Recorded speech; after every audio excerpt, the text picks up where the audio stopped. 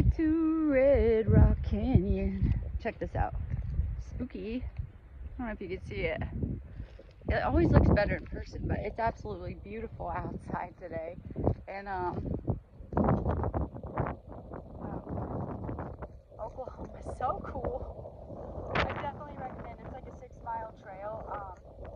It's not marked the greatest, so we'll see how long it takes me to get back, but it's amazing.